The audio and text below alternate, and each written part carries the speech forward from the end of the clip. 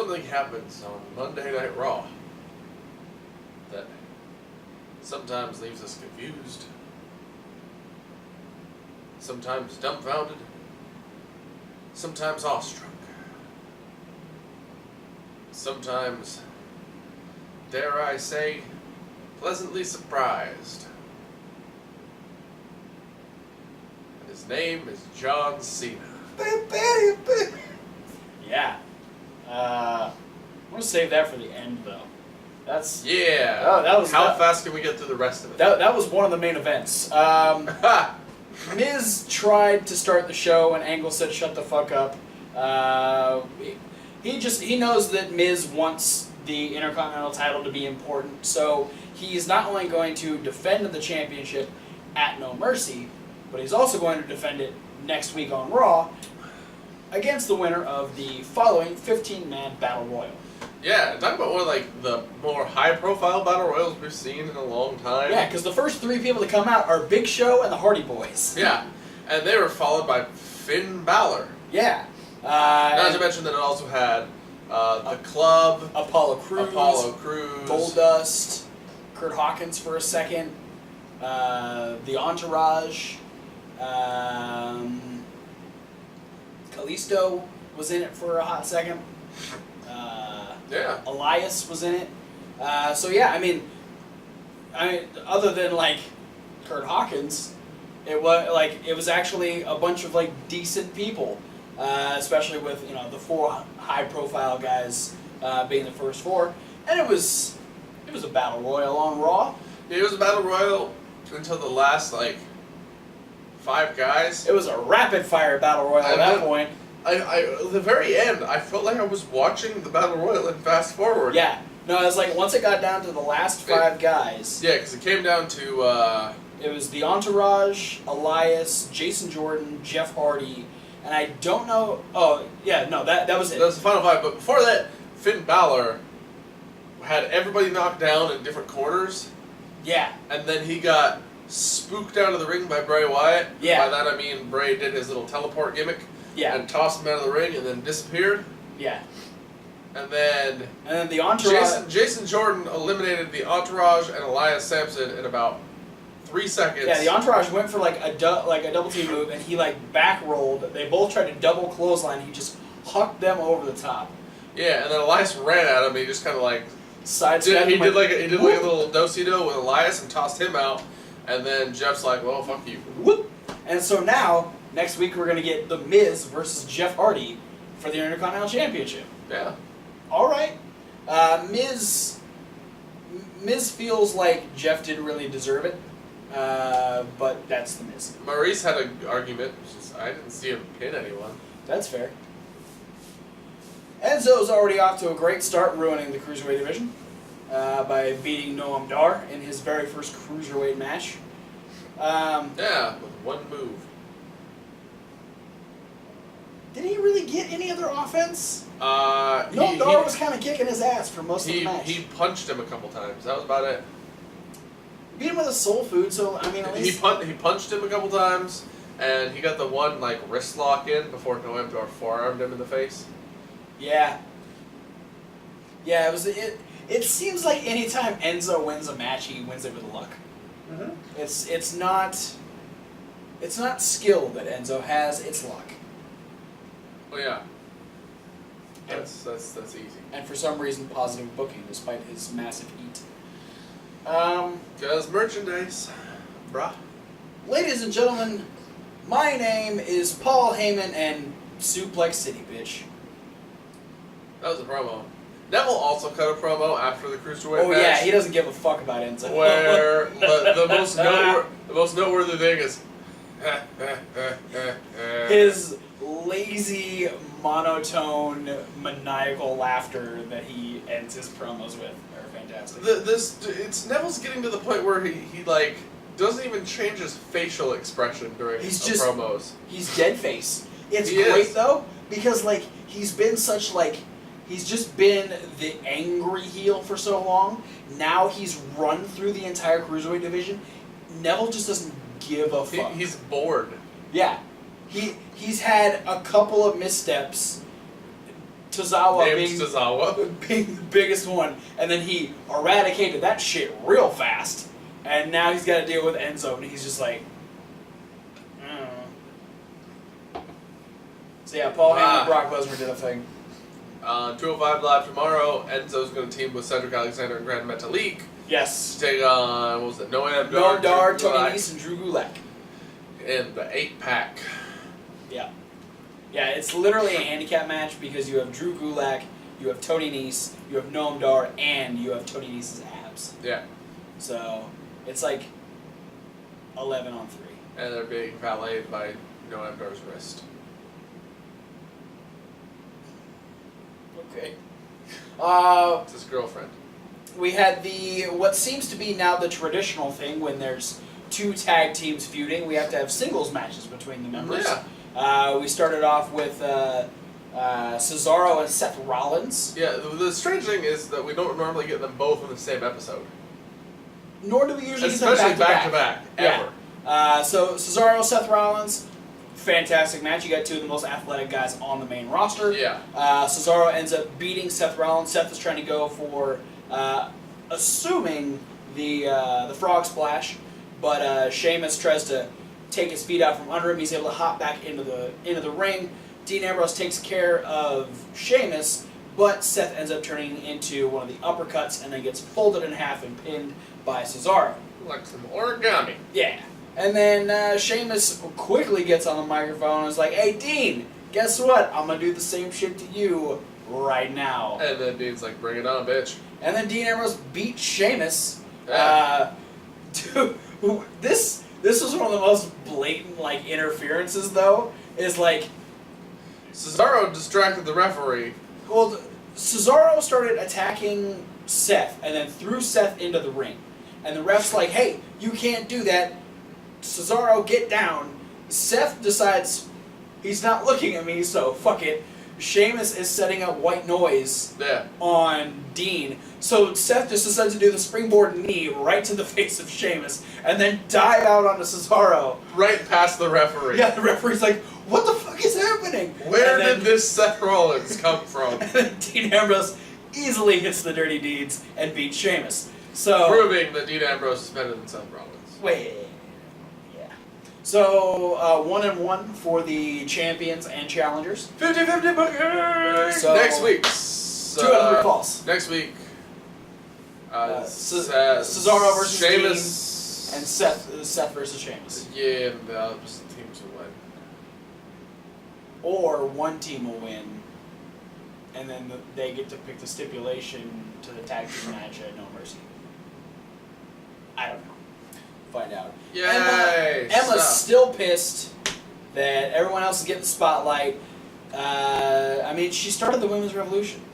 Yeah, she did. So people need to realize that. And Mickey, Hashtag push Emma. yeah, and Mickey's like, "Bitch, please. Stop saying that nonsense. We're gonna have a match, and if I win, then you can never say you started the women's revolution ever again." And Emma's like, "Well, if I win, then you have to post whatever hashtag I want."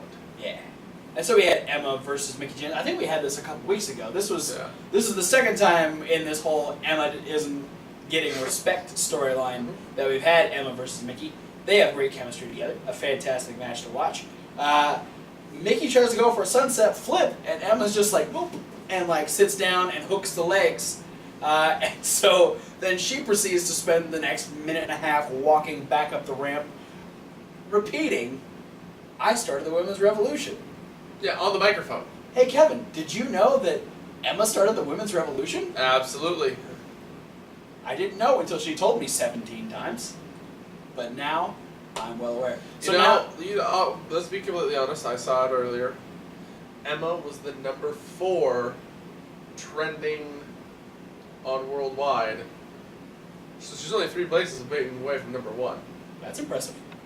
Who knows if it was actually WWE's Emma, but just Emma was. I think it would have to be. I don't think there's anyone else. I don't think there's another big celebrity that's just Emma. No. I wonder what Mickey's hashtag was that she tweeted out. You want to look that up? I got the notes. You want to look it up? It's going to take me a minute. I don't have a Twitter app. Oh, okay. Well, talk about Elias versus Pelvis Wesley. Elias came out, decided that he was going to un-Nashville a song by Elvis and use it to make Nashville sound like a really bad city. Lo and behold, Jerry the King Lawler, Yeah. a Tennessee native, Yeah, who was filling in for Booker T due to the unfortunate hurricane in Texas. We hope everyone in Texas is safe, and we hope Booker is able to get back to Raw. says, "Hey, stop! She didn't tweet shit.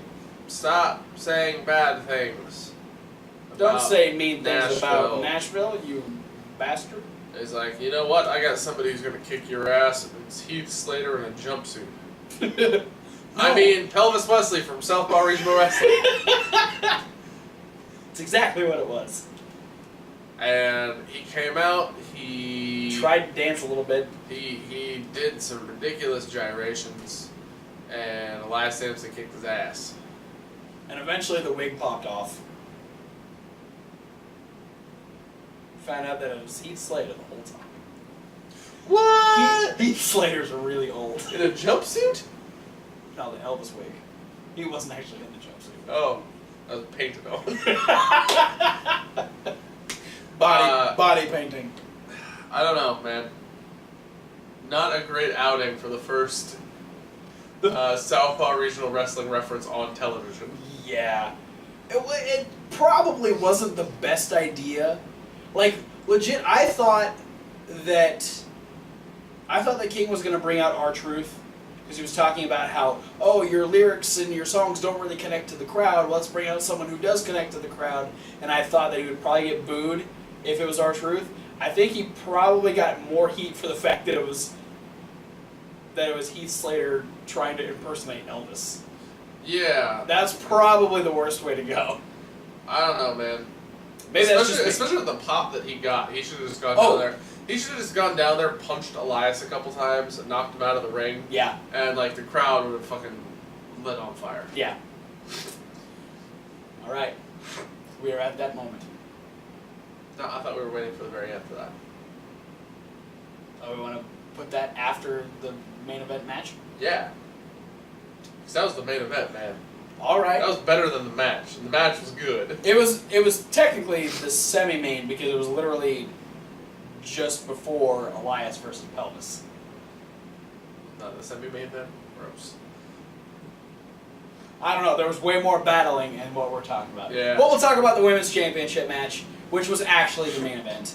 And deservedly so, because I think this was on par with their SummerSlam match. I mean, it was good. I'm not going to give it quite that much credit. Didn't have as much time as the SummerSlam match. No. Uh, Probably because the Battle Royal went long. That's why we fast forward to the end. We're like, shit, we're cutting into the women's title match. Yeah, no, it was a good match though. It was probably the strongest actual match on Raw of the night, to be completely honest. Absolutely.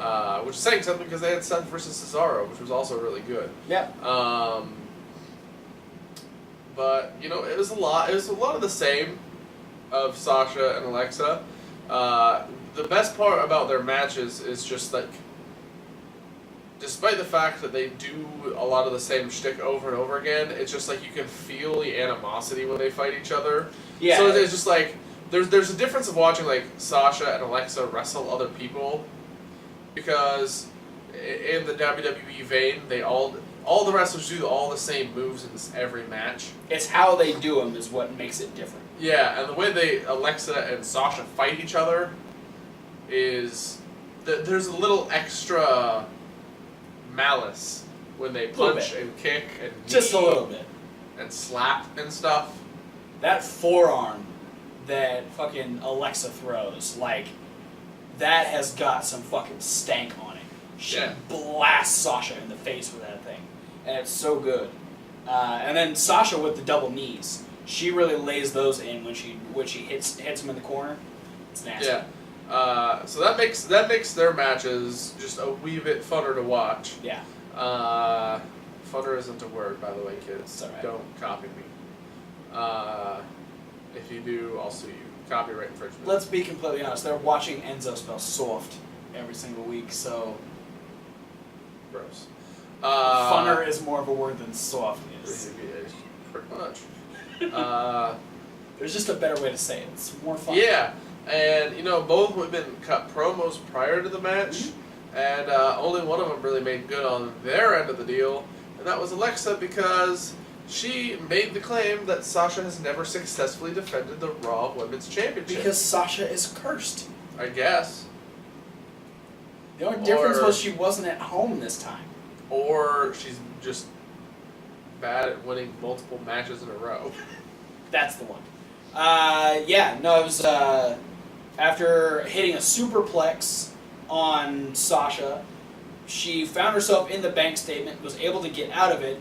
Sasha kept trying to get it back on, and while she was she was trying to hit the backbreaker again. Yeah. Alexa ran up the ropes and it caught Sasha right in the throat, and then she turned around and hit her DDT, and Alexa Bliss is now a 2-time Raw Women's Champion. Yeah. So she's won SmackDown Women's Championship twice, and the Raw Women's Championship twice. Man, that Raw Women's Championship. So now she is a 4-time Women's Champion, but on 2 different brands. Yeah. Then her best friend Nia Jax came down, decided to add insult to injury, and just squash Sasha in the corner. And like you do. And then let Alexa, have her moment of the sun. She got to stand on the corner, and she's like, you know what, I'm going to carry you around. Then she's like, bitch, I'm going to drop you. And then electric chair drop, and Nia Jax and Alexa Bliss are no longer friends. Yeah. Because Nia wants that shiny, shiny belt. Well, Nia's not letting this one pass up. No. Because they did that whole, hey, if I help you win and retain your belt, I'll get a title shot, right? Mm-hmm. And then Nia had to panic because Alexa lost the belt. Yeah. That was that guaranteed shot. Alexa just won it back. So She's Nia's cashing in. like, that favor? I'm bringing it back around, It's bitch. going to happen. Probably at No Mercy. You know what else is going to happen in No Mercy? You mean like a storyline's going to blow out at a pay-per-view? Not blow out. It's just going to run through. You ruined my segue. You know what else is going to happen at No Mercy? Braun Strowman versus Brock Lesnar. We already talked about that. The Miz defends So- the Intercontinental title.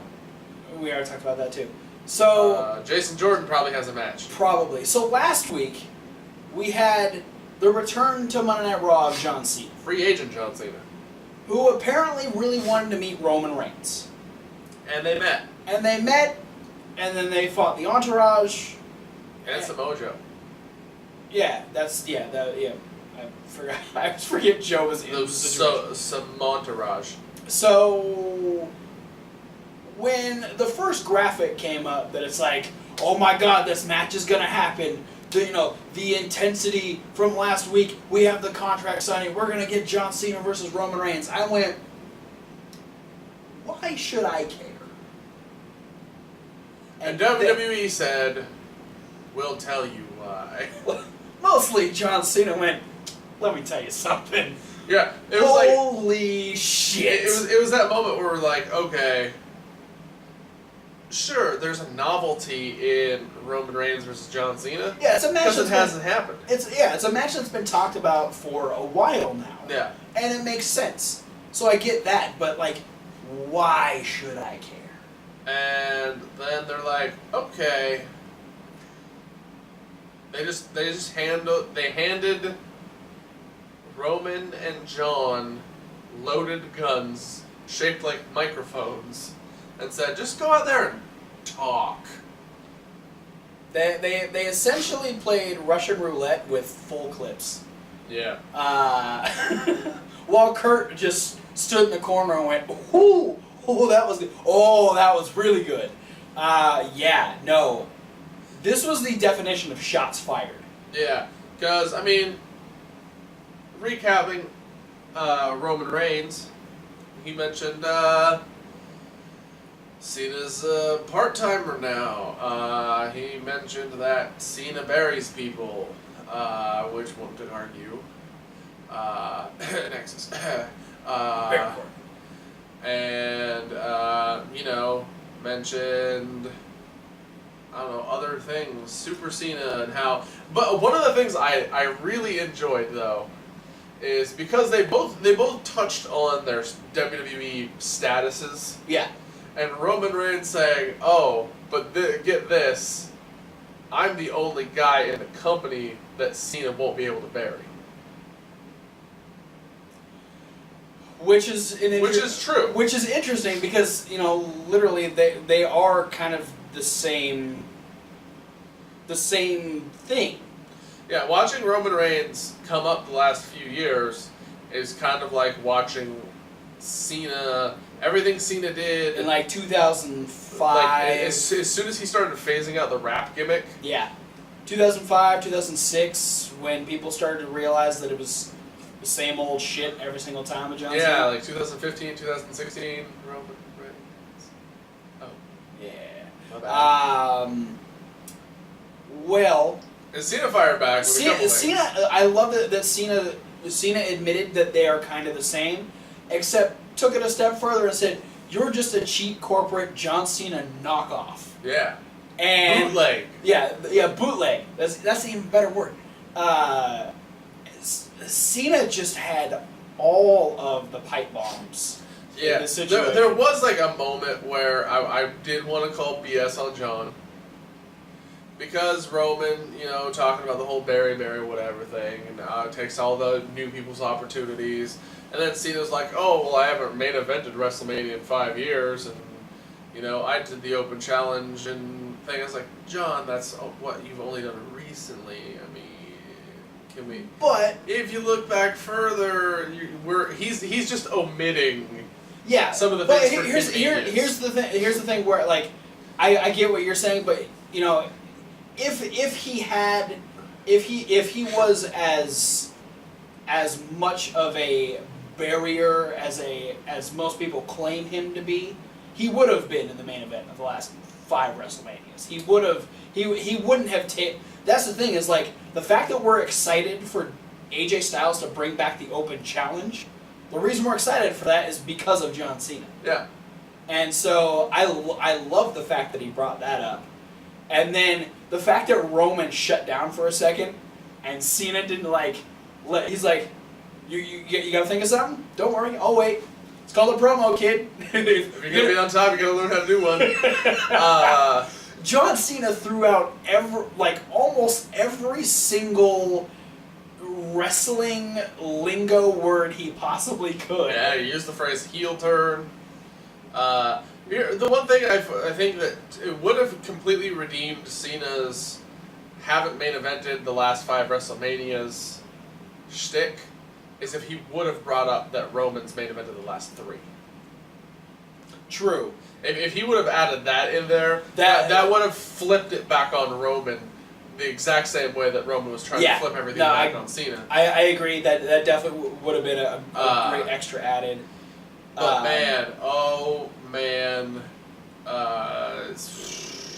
Cena's final thing, as if he hadn't already thrown out shot after shot, and Roman didn't have comebacks for most of these. Yeah, I mean, the one that got me, the one that floored me was like, congratulations, it took you 5.5 years to cut a decent promo. Yeah, no, that was good. And then he finishes it off by saying, you say that I can't do this, I'm just a part-timer.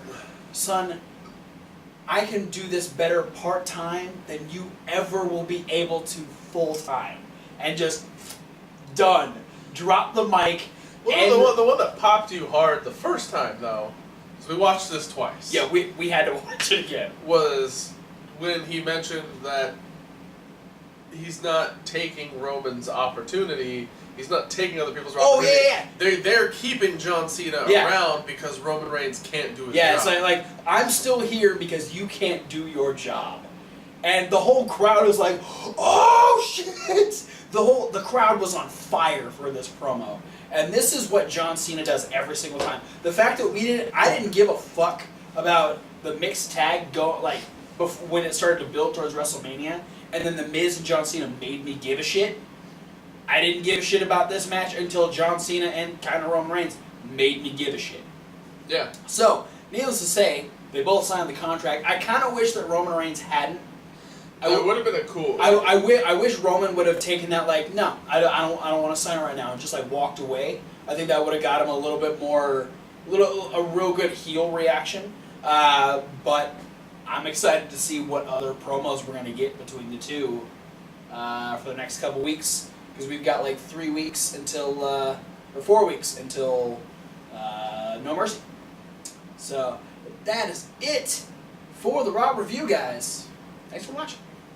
Don't forget to like, comment, and subscribe. Click the links down below. There's a whole bunch of links. Like the podcast. That's one of the links. And Reasonable Wrestling Fans. It's reasonable to W. Like wrestling. Whoa! John Cena just roasted Roman Reigns' ass. Exactly. Go over there, check out the brand new punishment videos that were posted just a couple weeks ago. Also check out our brand new unboxing videos. Yeah. So you can see where we're headed with it. We have another one coming up at the end of this coming month. We've got 2 new boxes headed in. Who won out of That Wrestling Club or Pro Wrestling Crate? You'll have to find out over on Reasonable Wrestling Fans. But for now, guys, thanks for watching, and we'll see you at whatever video you decide to watch next. Fucking A.